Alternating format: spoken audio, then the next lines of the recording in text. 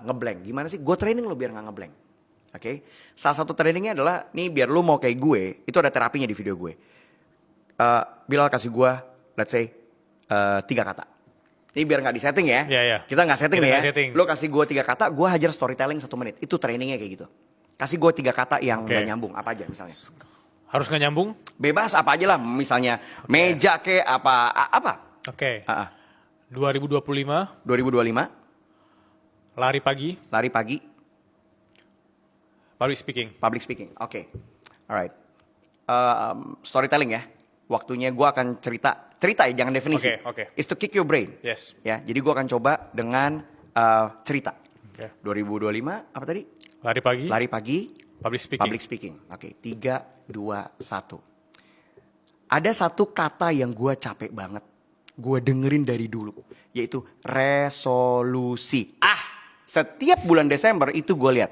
Zaman dulu di majalah. Resolusi. Kalau sekarang di sosial media. Resolusi. Sekarang gue tanya. Dari sekian banyak resolusi yang lu jalanin. Ada berapa sih yang berjalan dengan baik?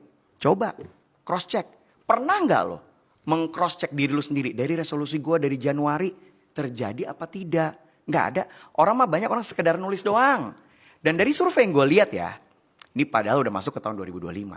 Paling banyak orang tuh apa? Pengennya apa? Lebih sehat. Kemudian gue lihat tuh teman gue. Resolusinya lari pagi. Lebih konsisten. Begitu. Ini baru aja jalan seminggu.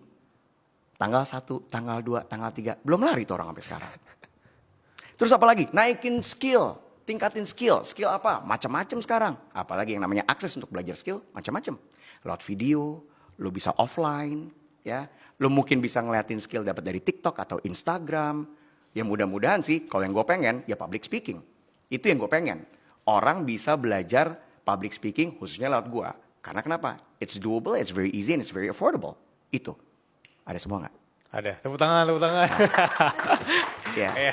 And everyone is involved. So, gue bilang kemarin gue di-hire sama satu brand online untuk taksi online. Yeah. Kenapa? Karena supirnya bro, harus belajar improvisasi. Kenapa? Biar engage sama tamunya. Supirnya nanya, Bang Kemal di lapangan berbeda. Nggak semua penumpang mau diajak ngomong. Ya. Yes. Bener, makanya lu jadi driver 5.0 gue bilang. Ini bukan supir zaman dulu.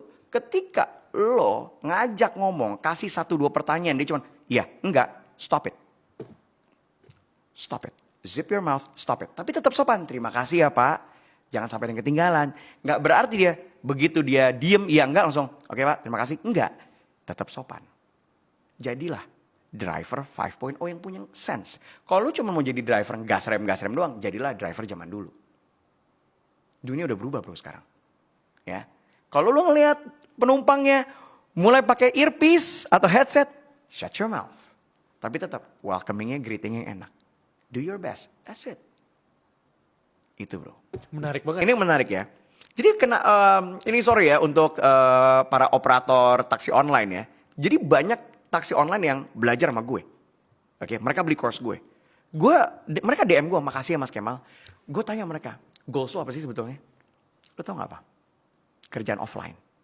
Karena ketika mereka dapat kerjaan offline, mobilnya disewa, drivernya disewa, bensinnya fix, semuanya, mereka dapat fix income. Yes. Terus gue tanya sama dia, semenjak lo udah dapat seperti ini, kan butuh trust dong. Si penumpangnya butuh trust dari, ya kan, gue akan nge-hire lo kalau gue trust lo. Nah trust itu dijalin kenapa? Komunikasi kan.